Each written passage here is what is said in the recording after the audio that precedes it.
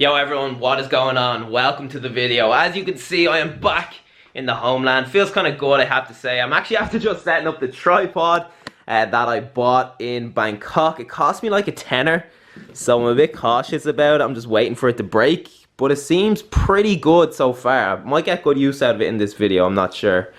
But so far so good. Anyway, I am gonna do a full day of eating today. So you might be wondering what my plan is. Am I gonna bulk? Am I gonna cut? And to be honest, like, I'm not gonna do either of them. So I've been weighing myself over the last couple of days and I seem to be, you know, around the mid 74 kg mark. And I went away at 74.9 kg. So I actually lost a little bit of weight when I was over there. But I still, you know, even though I'm lighter, I don't feel like I'm ready to bulk. I still feel kind of sluggish, don't feel 100%, don't feel myself. So I'm just gonna spend the next couple of weeks getting back into a routine with my training and nutrition. And while I'm doing that, I'm just gonna eat and maintenance calories. So maintenance calories is just the calories that you eat at. If you don't want to gain or lose weight, you just kind of want to maintain your current weight. So that is what I'm gonna do until I feel like I'm ready to bulk.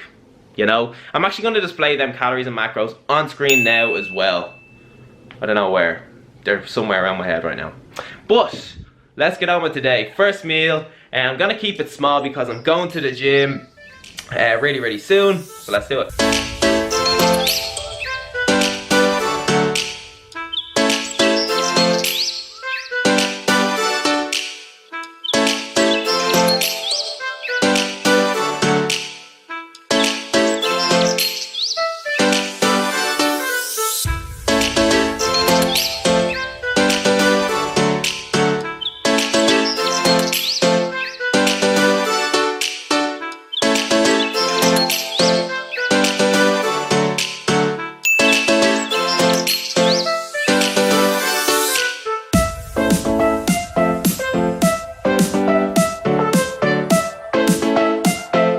So I just finished my breakfast there and I'm just about to go to the gym, but I want to fill you in on something that happened to me the other day, alright? So I was in the gym, it was like my first session back after my trip. It was a pull session, I just designed it. It was a new one, I just designed it on the plane coming home. And I was just pumped to do it and get back into a routine in general. So I did my first exercise, which was the lat pull down, went really well. Moved on to seated cable rows, and on my 7th or 8th rep of my first set, I just felt my back go, like just completely go. And to be honest, I only have myself to blame. Like, I felt myself losing form on that rep. It was just a loss in concentration, and as a result, you know, I was punished and I got injured. So, you know, if this is my back here, if this is my spine, the pain is like in the middle of my back and slightly to the right. And what it really hurts to do is extend. So, oh, that is sore and I'm barely even extending. And any sort of like rotation, that's not too bad, but rotating to the right is really sore, and bending down as well, like to touch the ground around my right foot, is also really sore. So yeah, it's obviously not ideal. I was absolutely raging with myself when it happened, I have to say, especially because it was literally like 15 minutes into my first session back. But, you know, whatever. Life is cruel. We'll get on with it. And on the bright side, I do get to show you what I do in the gym when setbacks like this happen, you know, because over the years, like, I've been lifting for many years. I've had a few injuries, and now I do have a bit of a system in place to make sure, you know, that when things like this happen, when things go wrong in the gym, it's not the end of the world. We don't have to make it a bigger problem than it actually is. Alright, so we're just on the way to the gym. I'm with Rachel, we're gonna get some monsters first. And yeah, I wanna talk about like the first thing that I do when I injure myself, and that is basically stop straight away. So I kinda used to be that guy that when I injured myself, like in the gym or on the football pitch, that I just continue on and nearly be in denial of what just happened. But when you do that, you basically just prolong the time that you're gonna be out for. So yeah, if you do ever find yourself in a position that, you know, you've just injured yourself in the gym, just take a step back from the situation, think logically, and stop straight away, because with each rep you do after that, you're just gonna be doing like more and more damage.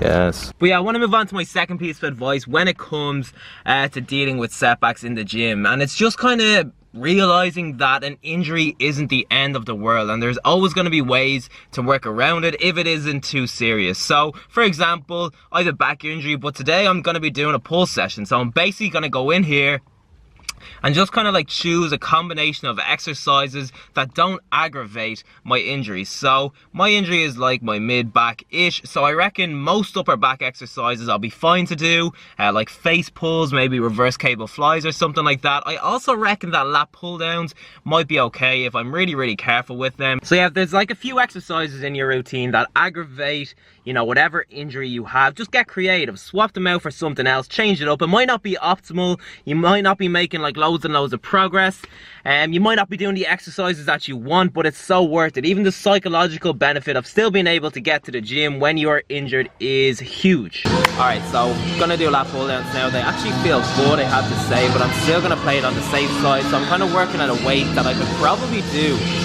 I don't know, maybe about 20 reps on, and I'm gonna do about 15 on it. So I'm staying a good bit away from failure just in case, and I'm really focusing on my form.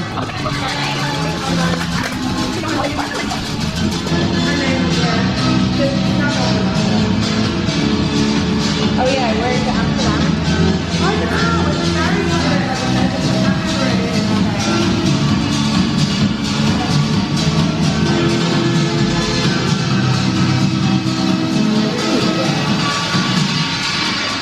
Alright, so I just finished up with some lat pull downs. Usually I do like seated cable rows next, or just some sort of row like that, but I know that's going to aggravate my back, so I'm basically just gonna kind of play around for a while and see if I can find another lat exercise that doesn't aggravate my injury.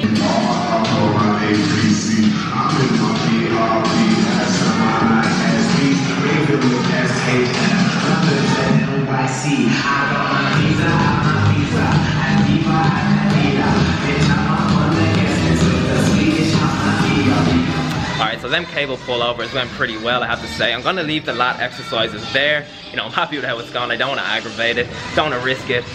So yeah, I'm going to move on to like upper back exercises and bicep exercises now. I think they're going to be fine, but I still am going to just really focus on my form, you know, just in case. Like for example, when I'm doing like bicep curls or whatever bicep exercise I'm doing, I'm just going to make sure that I'm not swinging at all, because any swinging could aggravate my injury. So form, you know, is always important, but when you're injured and working around that injury, it probably becomes even more important, you know?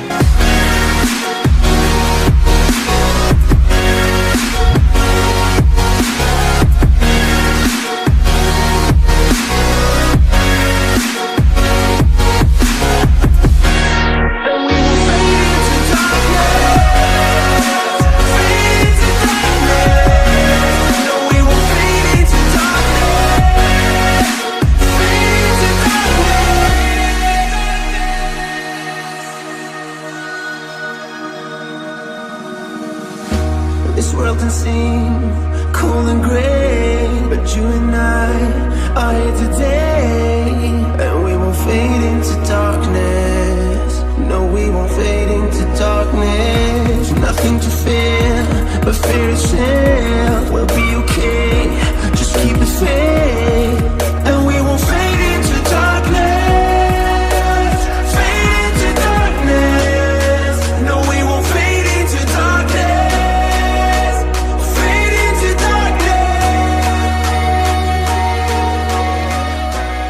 Alright, so session complete, and I'm actually like really happy with how it went, to be honest. Like, I was able to get through a pretty full, well-rounded pull session without aggravating my injury one bit, and that's kind of the reality of things for the next couple of months, you know, or the next couple of weeks I should say, hopefully.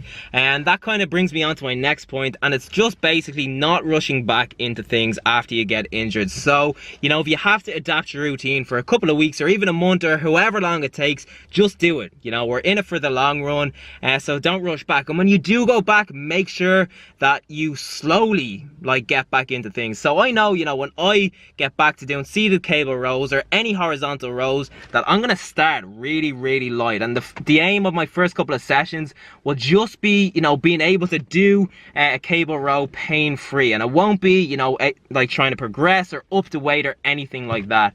So yeah, when you do go back after an injury, just make sure you do that. In the first couple of sessions, don't worry about the weight that's on the bar or whatever. Just focus on your form, your technique, and being able to do the exercise pain-free. You know, anyway, we just picked up some treats, some new treats in our gym. Where are they? Cool, you hold it. Sweet, and we're gonna try them out. So it's a protein pancake. We're not really sure of the brand. I think this could be the brand, so the A with the 2 dots. I actually don't know. I really am unsure, but anyway, they look good. Per pancake, there is 136 calories and 16 grams of protein. So let's give it, let's give it, there it is. Let's give it a go. Boom. All right, so my camera died in the car, so let's taste test this baby now. Oh, so it is, the brand is definitely A with the 2 dots. Let's have a look inside. Looks good. Smells good. Let's go.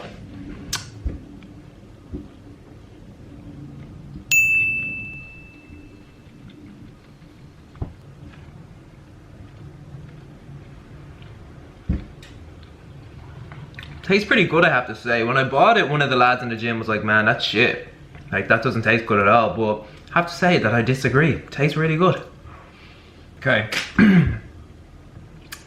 Let's prepare the post-workout meal. And boom, so we have some chicken, we have some mixed veg, we have some cauliflower rice as well, and then some of this jalfrezi cooking sauce that I got in Tesco. It's basically like a spicy tomato sauce. Calories are actually really good. They're really low. So yeah, I actually also did some meal prep as well, some veg meal prep. So what I basically do when I'm meal prepping veg is I make 2 of these big bags at a time. So 1,500 grams in total, put them in a lunchbox and then split it up over about 6 meals. So in here, we have 250 grams of veg. It's just a really handy way to just make sure that your main meals always have a good portion of veg. You know? Alright, so it is 15:35 and I'm just gonna get a quick snack. I always promise myself that, you know, I'm not gonna snack too much throughout the day and I'm gonna get my calories from like bigger meals. But here I am, going to the freezer, looking for a snack. Boom, here we go. These are class. So Twister Minis, only 39 calories in the whole thing. They're basically ice pops. And yeah, I absolutely love them.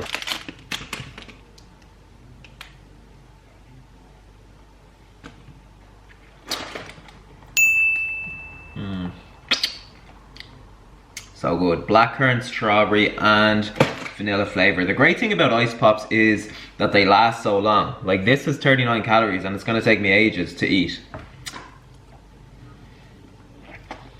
Quick diet hack there for you now. Okay, so it is time for my next meal and it is actually massive. So I'm gonna have this vegetable and chicken fajita mix.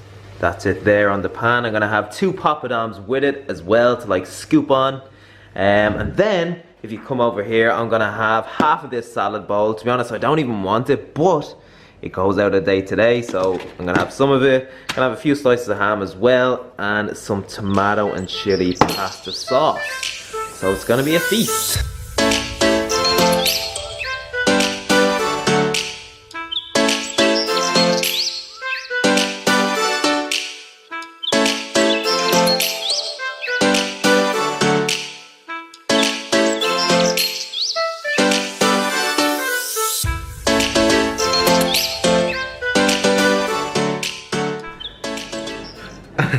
Get out.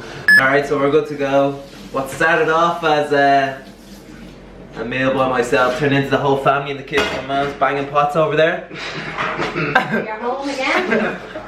But this is what we're working with here. Some fajita mix, salad bowl, papadums. Let's do it.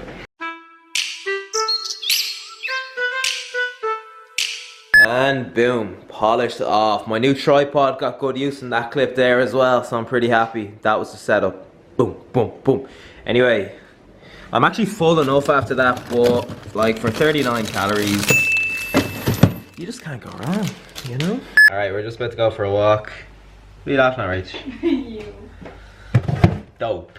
Anyway, I'm gonna have an apple for my troubles. What are the types of apples, Rach? Granny Smith.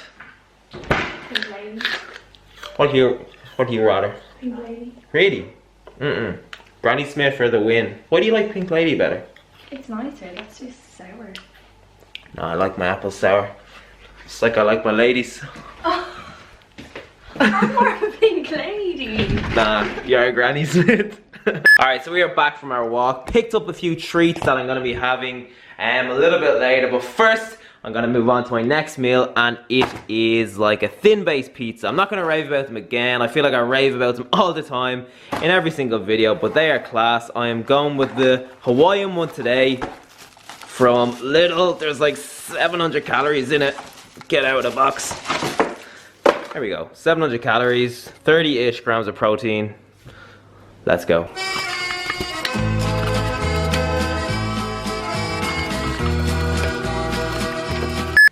What do you reckon about my pizza, Rach? Is it a bit too overdone on the edges, or is it just right? Too burnt. Yeah, it is a bit burnt, isn't it? So little.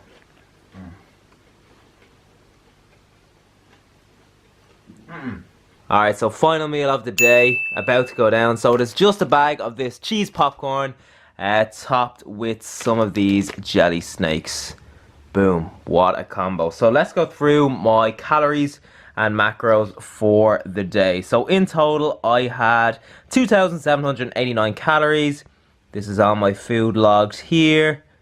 Boom, let's look at my macros. So I had 197 grams of protein, 314 grams of carbs, and 71 grams of fat. So yeah, I'm gonna wrap the video up there, but before I do, I actually want to talk about something. So at the beginning of this video, I was saying how I'm gonna be starting my lean bulk in a couple of weeks, and what I'm thinking of doing is starting a whole YouTube series based around my lean bulk. So basically just documenting my whole journey, so everything to do with my training, my nutrition, etc. So if that is something that you want to see, make sure you give this video a big thumbs up. And if this video gets like way more thumbs up than usual, then I know it's what people want to see, and then I will definitely do it. So yeah, thanks again for watching. Make sure you give the video a thumbs up if that is something you want to see, and I will see you in the next one.